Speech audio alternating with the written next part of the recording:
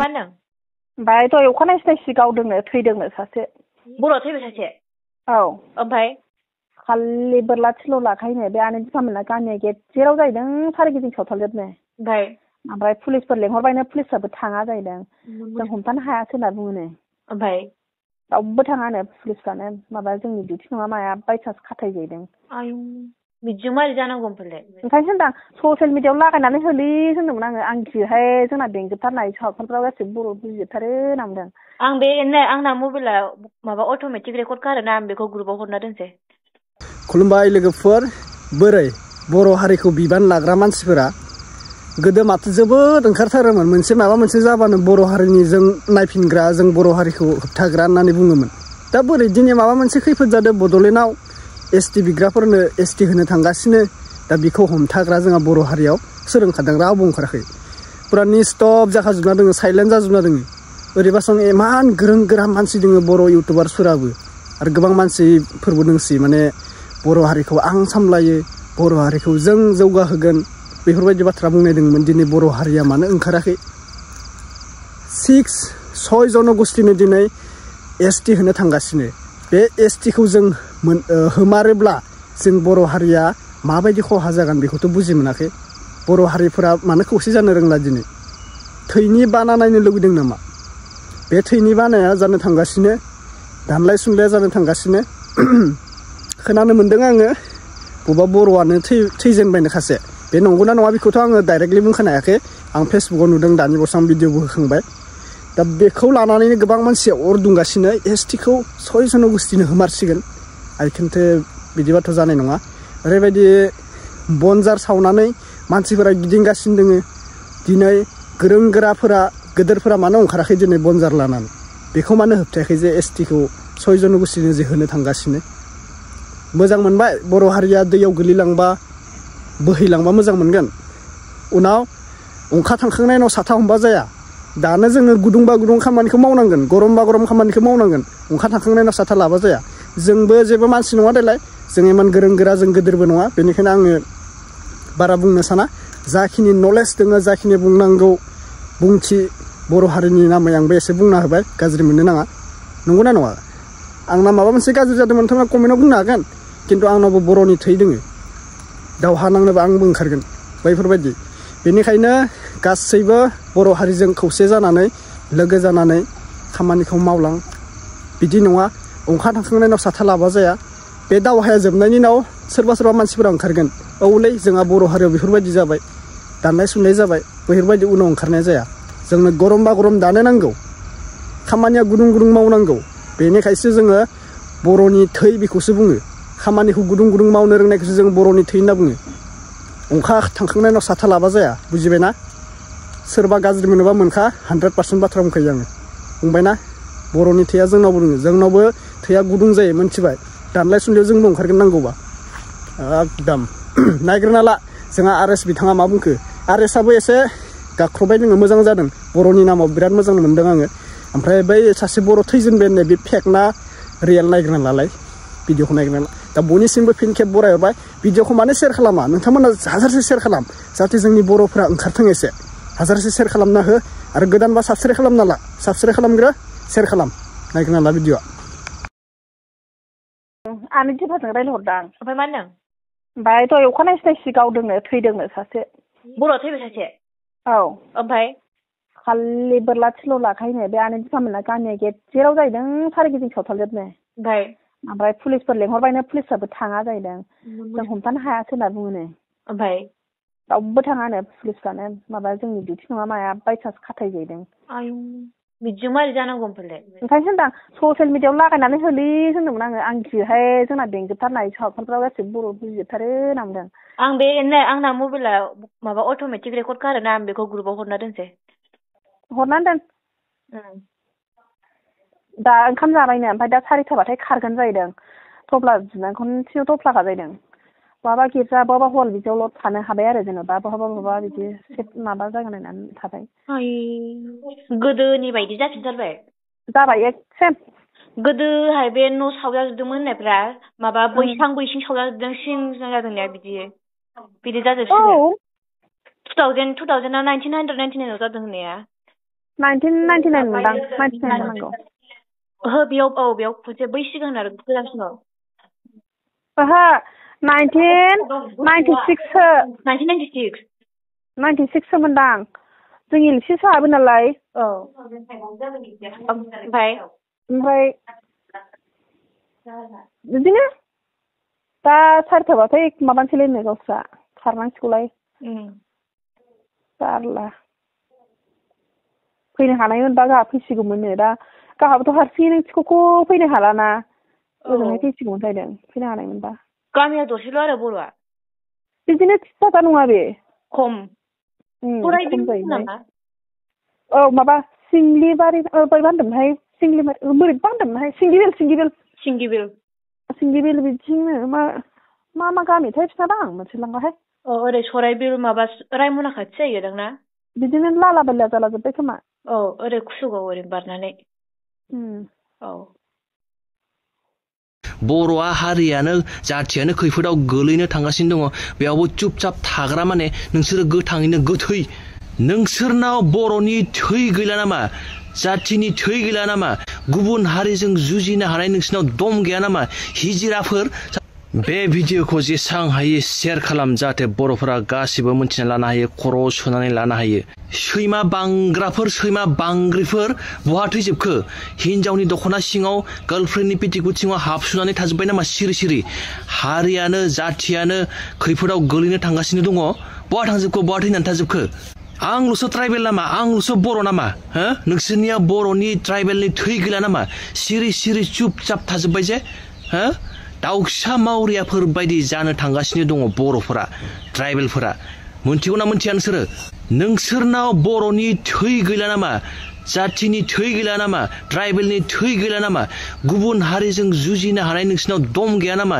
हिजिराफोर साला चुपचाप थाजोब्बाय बहा थाजोबखो बिसोर ब्लगारफोरा बहा थाजोबखो बिसोर फेसबुकारफोरा बहा थाजोबखो बिसोर गिदिर गिदिर क्रिएटरफोरा साला बिखा बुलायनानै बुंग्राफोरा सैमानि फिसाफोर बहा थांजोबखो बिसोरो नोंसोरनाव बर'नि थै गैला नामा बहा गुसु थैनानै थाजोबखो नोंसोरलाय गुबुन हारिजों जुजिनो खुगासिनो नोंसोरनाव दम गैया साला नोंसोरनाव ट्राइबेलनि बर'नि थै गैया गावजों गावल'बा बाप्रे बाप सैमा अरलायनायखौ मा नायनो बर'आ जोनोमनिफ्रायनो जोबोद मोनसे गाज्रि हुदा दङ बेनो जाहैबाय गावजों गावबा थै थां जुजिलायगोन बुलायगोन बुथारलायगोन सैमा अरलायनायफोर बायदि अरलायबाय थागोन बे बर'नि मोनसे नेचार फैफाखानाय गावजों गावबा नाथाय गुबुन हारिजोंबा चुपचाप थैनाय बायदि गोथै नोंसोर दायो बर'आ हारियानो जाथियानो खैफोदाव गोलैनो थांगासिनो दङ बेयावबो चुपचाप थाग्रा माने नोंसोरो गोथाङैनो गोथै नोंसोरो बर' जानो ट्राइबेल जानो समाया नोंसोर सोलायजोबदो जेनेरेलाव थांखादो दानो नोंसोरो ससियेल मिडियाया मोनसे जोबोर पावारफुल प्लेटफर्म बियो दानो मोजां सम दानो राइट टाइम ससियेल मिडियाखौ बाहायनायनि थाखाय ओरैबायदि भिडिअ बानाय ओरैबायदि बुं जादोंब्लाबो जायाखैब्लाबो बुं एगेन्स्टआवल' बुं एसटि होनो मोना होनो मोना होननानैल' बुं ओरैबायदि पावारफुल बुस्थु बियो आरो आंखौ सानैसो मानसिफोरा बुंदों नोङो ससियेल मिडियायावल' हाल्ला खालामबाय थायो रेलियाव फैनानैबो हाल्ला खालाम होननानै नोंसोरबायदि सैमा बांग्रा हारिनि हांगारफोरखौ आं बुंनो सानदों जातिनि हांगारफोरखौ नोङो जुदि रेलियाव थांदोंब्ला मालायनि खिबु थाबायफादोंब्ला थाबायफा ससियेल मिडियाया ओरैबायदि बुस्थु बेनि गेजेरजों 5 मिनिट 10 मिनिटआवनो सारा इन्डिया सारा आसामावनो नोंनि जातिनि थाखाय नांनाय जातिनि थाखाय बुंनाय ओरैबायदि स्पिडआव स्प्रेड जायो माने फोसाव जायो बेनिखायनो दा बुं खोथाखौ बुंनो रोङाबा दा बुं नोंसोर रेलियाव थांदोंबा रेलियाव थां आरो नोंहा दम दोङोब्ला फेसबुकाव फैनानै इउटिउबाव फैनानै खोथाखौ बुं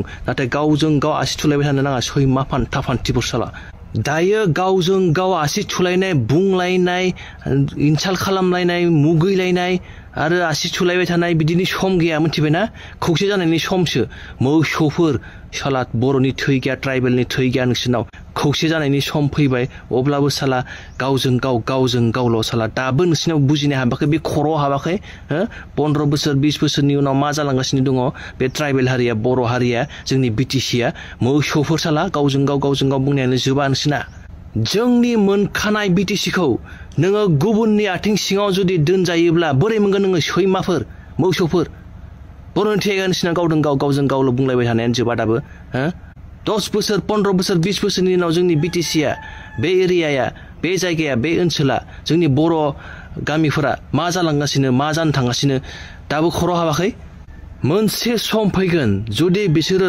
6 जातिफोरा 6 जनगोष्ठीफोरा जुदि एसटिखौ मोनमारोब्ला मोनसे सम ओरैबायदि फैगोन जोंखौनो बर' होननानै बुंना लानो लाजिगोन मिथिबायना बर' होननानै बुंना लानो लाजिगोन जोंनि बर'नि नाम निशाना सब गोमालांजोबगोन जोंखौनो बर' होननानै बुंना लानो लाजिगोन साला सानदोंना सानाखै मोजाङै 10 बोसोर 20 बोसोरनि उनाव ओरैबायदि जाहैगोन दायो जुदि बिसोरो एसटि मोनमारोब्ला सरकारा थायो 5 बोसोरल' मारुगुलि बेफोरखौ सरकारनि खोथा सानबाय थानो दरखार गैया दायो जों बर' हारिफोरा बर' फिसाफोरा खौसे जानांगौ मिथिबायना जोंनि हारिया थायोब्लासो सरकाराबो थागोन जोंनि हारियाबो थागोन जोंनि जाथियाबो थागोन बेयो खर'आव हाबाखै नामा गावजों गावल' आसि थुलायबाय थादों जे बे खर'आव हाबाखै जोंनि सरकार थानायाव जोङो गावजों गाव बुलाय सुलाय नांलाय खमलायबाबो जोङो जोंनि बर'फोरानो मोनजाबाय हादों ट्राइबेलफोरानो मोनजाबाय हादों बिसोर जुदि 6 जनगोष्ठीया 6 हारिया जुदि ट्राइबेलखौ मोनमारोब्ला सोरजों जुजिनोलै नोङो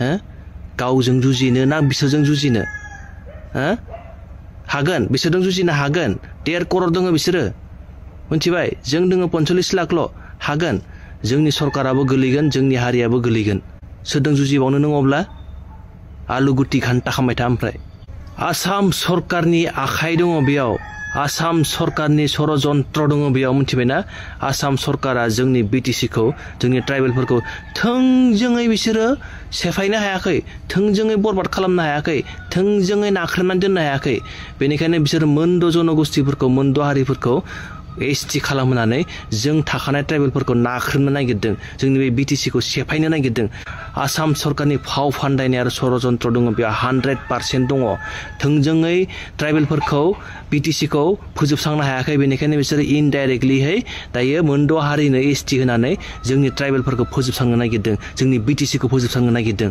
मिथिबाय मानोना ट्राइबेलफोरा गासै मिलायनानै खौसे जाब्लाबो 45 लाखल' दङ आरो बिसोर दङ 1.5 करोड़ जोंनि थाखानाय ट्राइबेलफोरा बिसोरनो भट होआब्लाबो बिसोरा 1.5 करोड़नि भट मोनगोन बिसोरो 3 गुन बारा बिसोरा सुबुं अनजिमाया 1.5 करोड़ दङ जों थाखानाय ट्राइबेलफोरा बिसोरनो भट होआब्लाबो बिसोर आसाम सरकारा इलेक्शनावनो जा जेयावनो जा एमपि इलेक्शनावनो जा एमएलए इलेक्शनावनो जा देरहाजोबगोन बेयो मोनसे आसाम सरकारनि मोनसे फाव फान्दायनायसो मिथिबायना खर'आव सोनानै ला आसाम सरकारा मालाब्लानो ट्राइबेलफोरखौ जोंनि बिटिसिखौ सेफायनो नाजागासिनो दंमोन नाथाय थोंजोङै हायाखैमोन दायो बिसोरखौ 6 जातिफोरखौ हारिफोरखौ सोनानै जोंखौ नाख्रेबनानै दोननो नागिरदों जोंनि पावारखौ लानो नागिरदों मिथिबाय बेनिखायनो आं खावलायदों दायो गावजों गाव आसि थुलायबाय थानाय सोंखारिलायबाय थानायनि बिदि सम नंलिया बिदि सम नंला खौसे जानानै जुजिनाय दावहा नांनाय आरो खोथा बुंनायनि समसो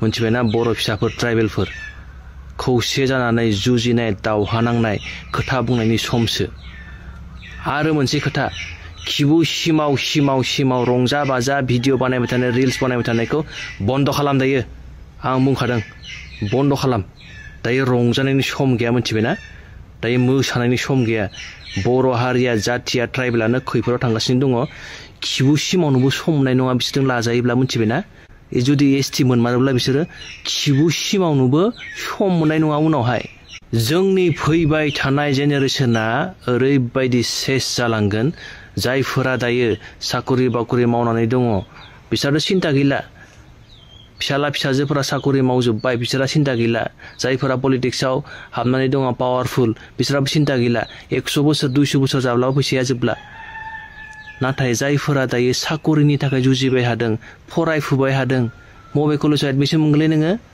बहा साकरि मोनगोन नोङो हा बहा साकरि मोनगोन मोना मोजां कलेजावबो एडमिसन मोननाय नङा साकरिबो मोननाय नंला उननि फैबाय थानाय फिरिफोरा जेथिंबो फासयलांजोबसिगोन मिथिबायना जेथिंबो जोबलांजोबसिगोन बर' हारिया ट्राइबेल हारिया बेनिखायनो बुंदों आङो खौसे जानायनि सम गावजों गावल' बुंलायबाय थानो नांला आसि थुलायबाय थानो नांला बुखिलायबाय थानो नांला हा आरो मोनसे खोथा बिजेपिखौ मालाबाबो भट होनो नांला मानोना बिजेपिनि टार्गेटआनो जाबाय जोंनि ट्राइबेलफोरखौ फोजोबस्रांनायनि षड़यन्त्र बिसोरनो मेन मानसिफोरा बिसोरनो बिजेपियानो बिसोर जेसांखिनि जोंनि बे आसामाव राजत्व खालामगोन बिजेपिया बेसांनो जोंनि ट्राइबेल जोंनि बर'फोरा गिनो गोनां दङ मानोना बिसोरो मालाब्लाबो ट्राइबेलखौ आरो जोंनि बिटिसिखौ मोजां मोना नांगौ बिपिएफ आरो इउपिपिएल नांगौ नोङो बिपिएफखौ मोजां मोनो बिपिएफनो भट हो नांगौ नोङो इउपिपिएलखौ मोजां मोनो इउपिपिएलनो भट हो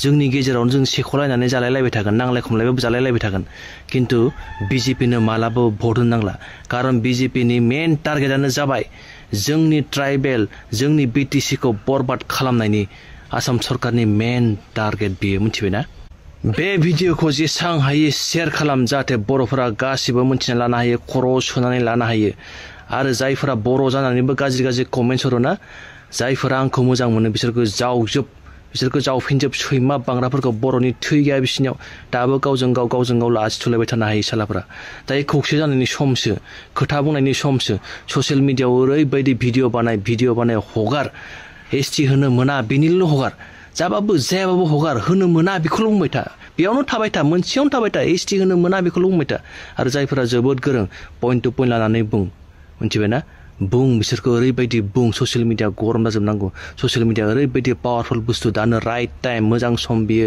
ससियेल मिडिया बाहायनायनि खिबु सिमाव मोसाबाय थानो नाङा मालायनि हिन्जाव लाना खारनाय सोरबा उन्दुनाय हमनाय मोनहानाय बेफोरखौल' भिडिअ बानायबाय थानो नाङा भाइरेल खालामबाय थानो नाङा बिदिनि सम गैया दायो बर'आनो जोबलांसिगोन जाथियानो जोबलांसिगोन साला मोसौफोर दे बे भिडिअखौ जेसां हायो शेयार खालाम जाहाथे गासिबो बर' हारिनि फिसाफोरा बुजिनो हायो मोन्थिनो हायो आं बेंग्रा नामा आं बुरबक नामा आंहा बेलेग कन्टेन्ट गैया एससिनिल' ट्राइबेलनिल' भिडिअ लाबोबाय थादों आङो 6 जनगोष्ठीनि एगेन्स्टआव खोथा बुंबाय थादों आंहा बेलेग कन्टेन्ट गैया दोङो आंहाबो गोबां कन्टेन्ट नाथाय आंनियाव नांदों बेयो बहुद नांदों कारन जोंनि एसटिफोरा जोंनि ट्राइबेलफोरा जोंनि बर' हारिया जोबस्रांलांनो थांगासिनो दङ बेयो नांदों कारन आंनिया बर'नि थै दङ नोंसिनाव गैया नामा आंहाबो बेलेग कन्टेन्ट दङ होनोब्ला आं होआखै मोसौफोर बेनिखायनो गुबुन खोथाफोरखौ बाद दे 6 जनगोष्ठीनि बेरेखायै होज्रिखाव बुंखाव आसाम सरकारनि बेरेखायै होज्रिखाव बुंखाव